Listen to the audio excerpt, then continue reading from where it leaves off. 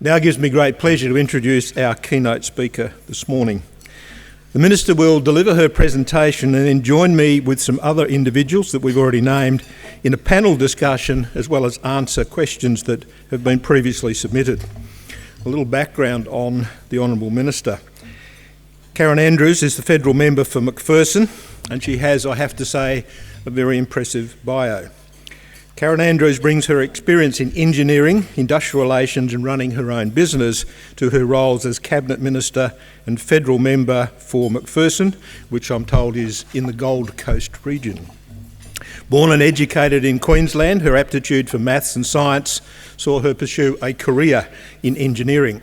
One of only 2 female graduates in the mechanical engineering at QUT, or Queensland University of Technology, in 1983. Karen knows that it takes hard work and determination to succeed in sometimes difficult circumstances. Minister Andrews, like our city, is a strong advocate for local businesses as being the powerhouse of our economy. The Minister has launched a $20 million program that will help small and medium businesses grow, export and generate local Australian jobs. The SME Export Hubs initiative, which is aimed at funding successful applicants to develop local and regional hubs, will help local firms begin to export. Minister Andrews' commitment to serving the local community led her to stand as the Liberal National Party candidate for Macpherson, and she was successful at that election in 2010. She's been re-elected in 2013, 2016 and 2019. To represent the Gold Coast residents in the Federal Parliament, and was sworn in as Minister for Industry, Science and Technology in the Morrison government in August 2018. In her role, Minister Andrews has done significant work to help the Australian industry to flourish, with commitments including $160 million Manufacturing Modernisation Fund. She's been a very keen driver of Women in STEM initiatives and has guided the Australian Space Agency through its very successful first year as it works towards the goal of tripling, I'll say that again, tripling the size of the sector to $12 billion and creating 20,000 new jobs by 2030. And as the Mayor said earlier, the Minister attended a round table here in the city last year. Minister Andrews has also served as Assistant Minister for Vocational Education and Skills and Assistant Minister for Science in the Turnbull Ministry, where she was one of the architects of the $1.1 billion National Innovation and Science Agenda. Minister Andrews understands the challenges and pressures of raising a family and is married with 3 daughters, all attending either high school or university. Ladies and gentlemen, please join me and welcome the Honourable Karen Andrews, MP, Minister for Industry, Science and Innovation.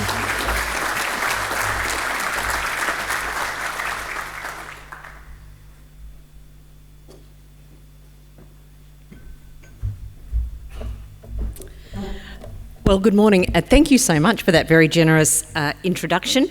It's an absolute pleasure to be back in Joondalup again this morning. Can I acknowledge all of the special guests here today, our Mayor and all of the councillors that are here, my very good friend and colleague Ian Goodenough, who, quite frankly, I think I catch up with every time I come to Western Australia, and both Ian and I worked very closely on the Public Works Committee looking at major infrastructure projects right across Australia, and of course some work on our embassies overseas. So it's always good to see you, Ian.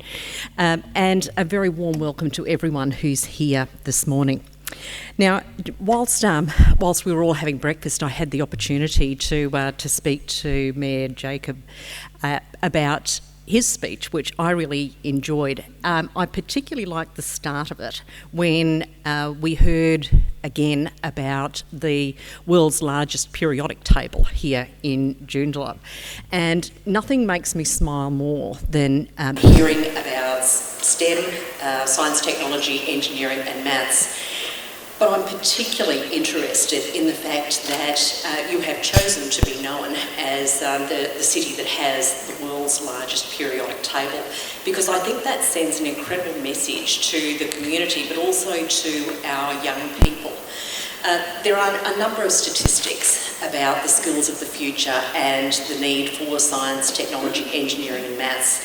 The figure that I tend to work with is 75% of the jobs of the future will require those skills, whether they be in the pure sciences, the pure maths, or increasingly in the digital capacity. What we do know is that young people and those who are transitioning jobs will need strong STEM skills if they are going to be best placed for the jobs of the future. So I'm delighted that you have the world's largest periodic table here, and I have resisted up until this point telling you what came through my head when I first heard it again this morning, and that was I immediately thought of the symbol AU, which is gold, and it's fabulous because it really is gold for your community. So I've asked Mayor Jacob for a copy of his speech because I'm planning to use some of the statistics in that when I talk to other regions across Australia about how you have worked to develop your community here and how you are being well placed for the jobs of the future. Now, I did have a prepared speech, and I'm probably not going to use it because I think there's enough things that we've already heard about to really start the conversations about the areas that are going to be important to us. Now, I'm going to start by talking a little bit about the portfolio that I have. Then I'm going to talk about how our government is starting to work towards positioning the industries. I'm going to talk about the industries that we currently have some strengths in and some industries for the future. And then I think we'll go to the panel. So if I talk firstly about the portfolio that I have the privilege of having responsibility for, which is industry, science and technology. They are distinct pillars, but they clearly overlap. And you're starting to see some of the changes happening with government as we start to pull all those together and make sure that there's integration. At the very senior levels, we do have the National Science and Technology Council. That has been changed under the Morrison government, so it incorporates technology into that. I will talk a little bit more specifically about technology and innovation, given that that's the main purpose of us being here. But we've started to put together science and technology. We also have Innovation and Science Australia, which was established as part of the National Innovation and Science Agenda. The missing link in that is industry. So we're starting to look at opportunities to bring industry in so that we have industry and technology, industry and science and technology working together.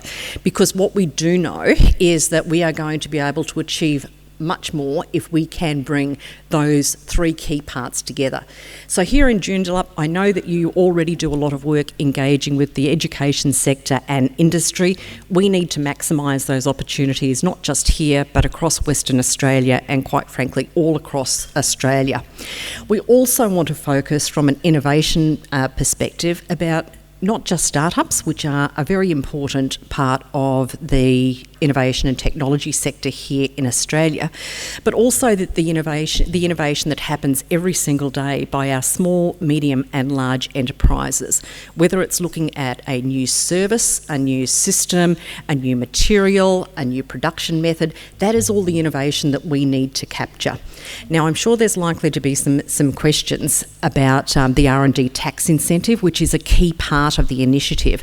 What the R&D tax incentive has not been successful at doing is driving inputs from business. So what we are seeing over time is that the amount of money that is spent by businesses in innovation is declining.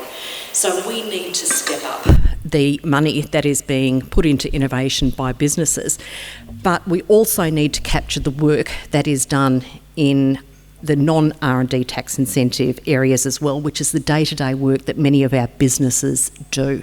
So each and every day, I'm sure we all go to work and we try and do something a little bit better. That, quite frankly, is innovation.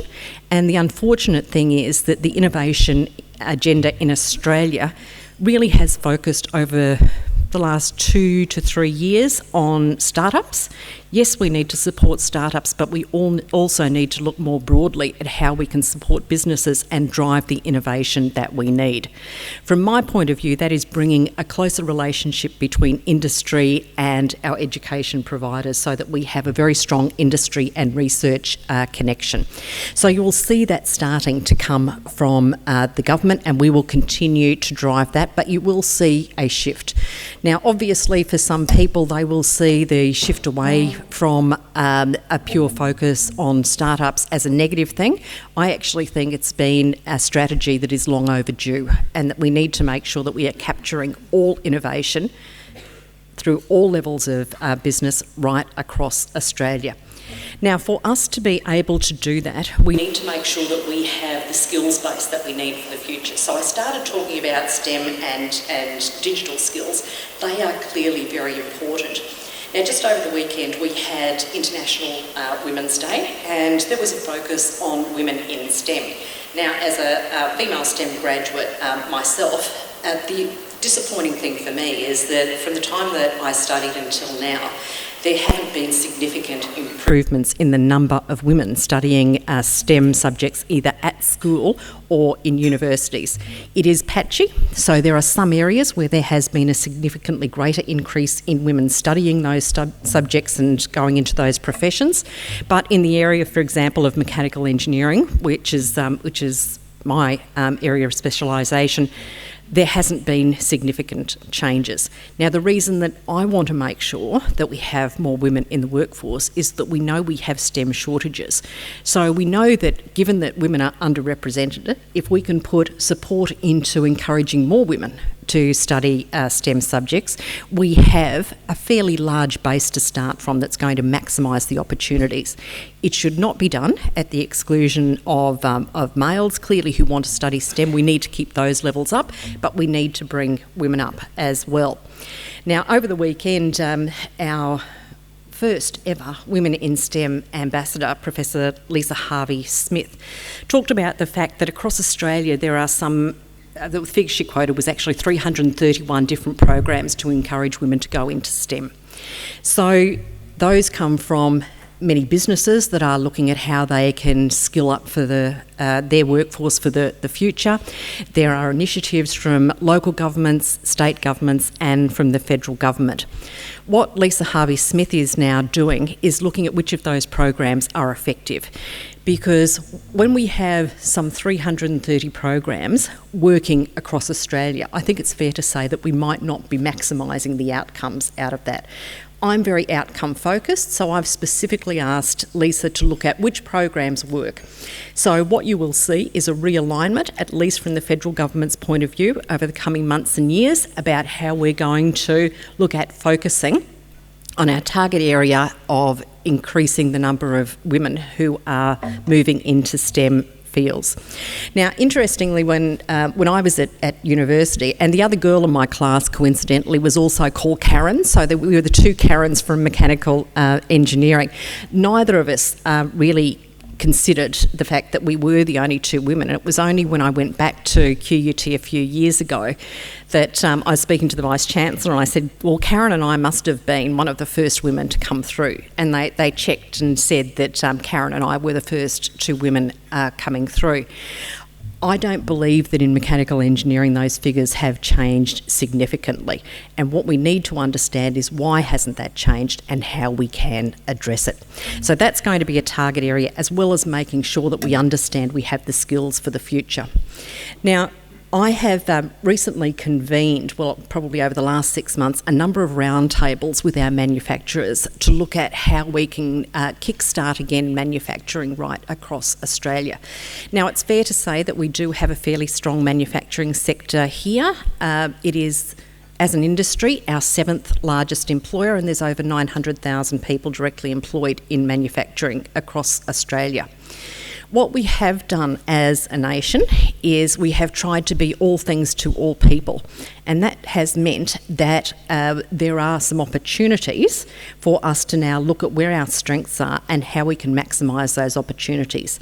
Our skills base is important. Michaelia Cash and Steve Irons are doing some fantastic work in the vocational education space because we know there are some key shortages in that area. They will continue to work in that area to maximise the skills mixes coming through and to focus particularly on our significant skill shortages.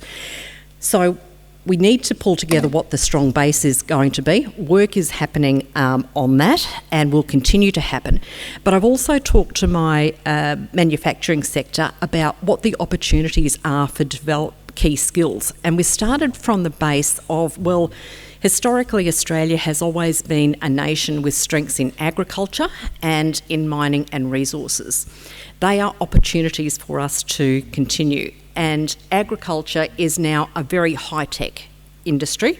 And of course, mining, particularly here in Western Australia, we are world leading with our technologies.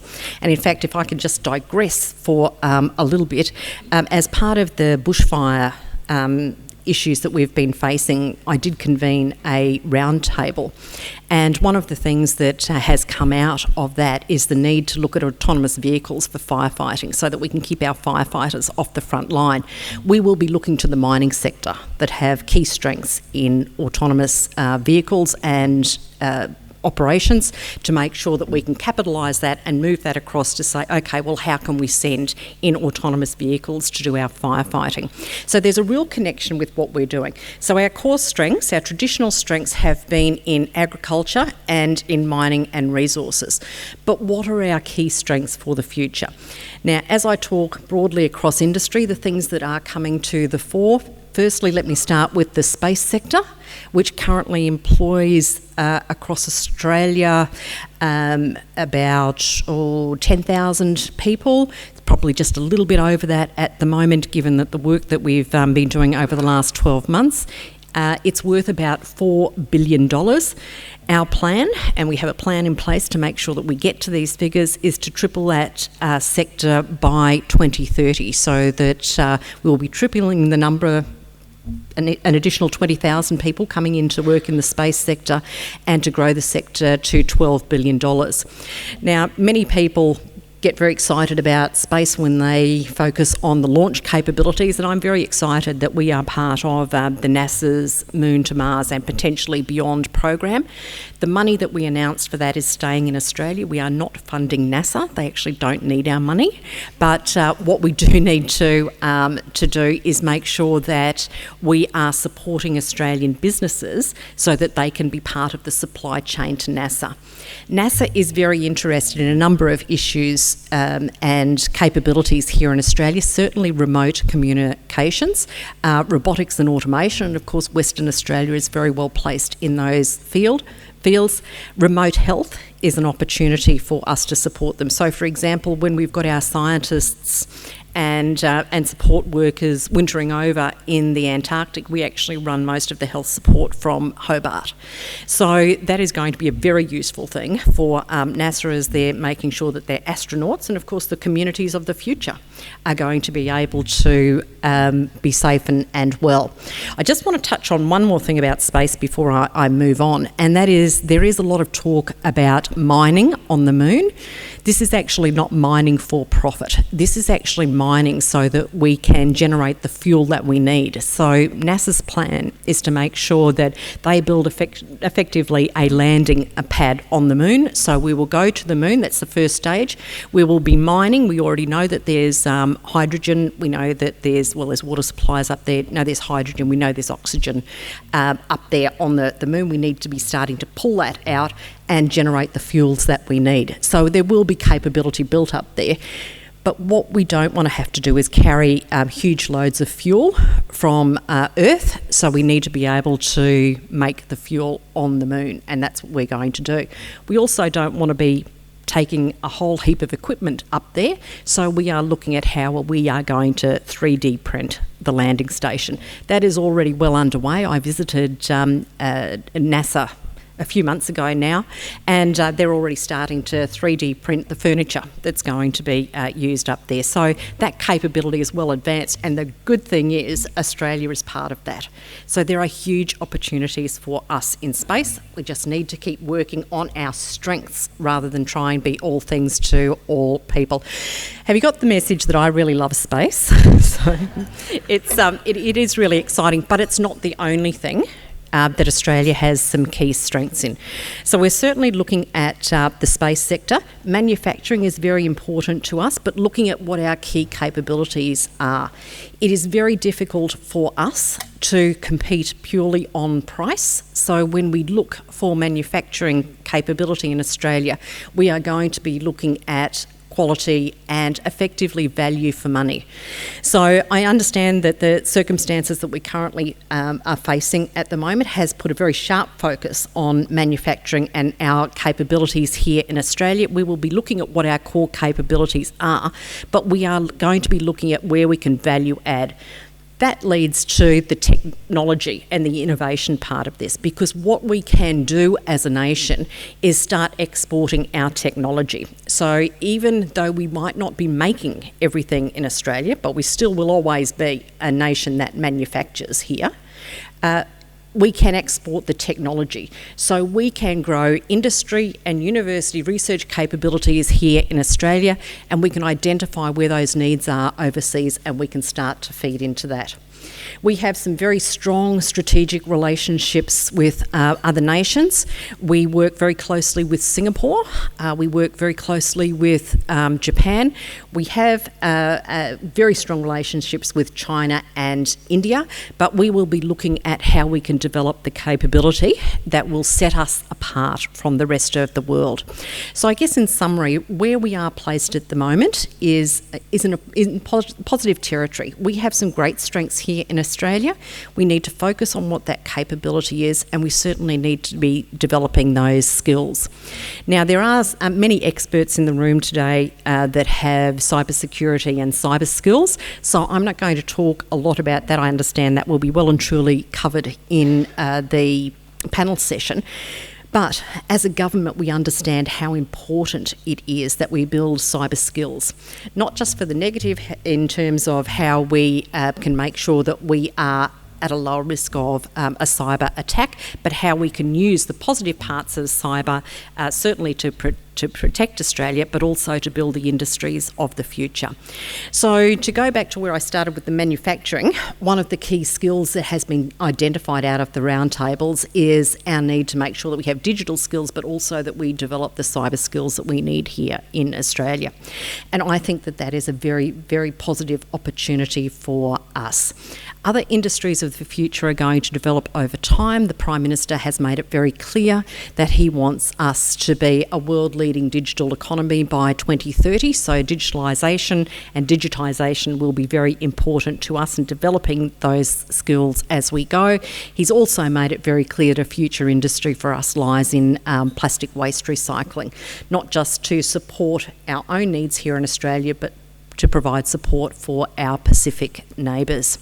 So I hope I'm giving you the very strong impression that Australia is very well placed. There are opportunities for us to work closely together. I think Joondalup clearly has some key strengths that I will be able to take with me as I visit other communities and talk about the work that you're doing here. You are ideally placed with your university and your very strong community support for innovation and science. I thank you very much for that support. I congratulate you and I wish you all the very best. Thank you.